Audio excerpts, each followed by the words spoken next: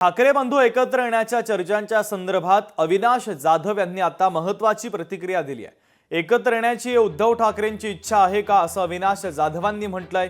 उद्धव ठाकरेंच्या बाबतीत आमचा अनुभव अतिशय वाईट असल्याचं अविनाश जाधवांनी म्हटलेलं आहे। ज्यांनी कुणी हा कार्यक्रम ठेवलाय त्यांनी आधी उद्धव ठाकरेंना विचारावं की त्यांची इच्छा आहे का, असा सवाल देखील आता अविनाश जाधवांनी उपस्थित केला।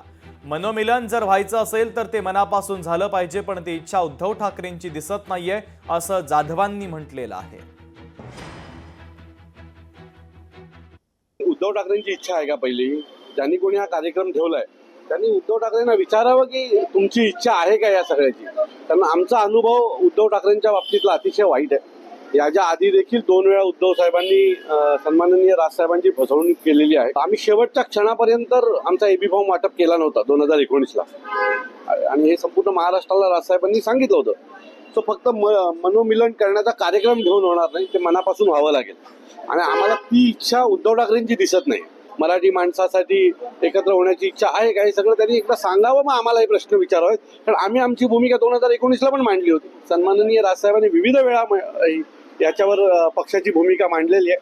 सो जर कुठनं प्रॉब्लेम येतात तर तिकडनं येतात, तर ते पहिले सॉल्व्ह करा नंतर आमच्याकडे या।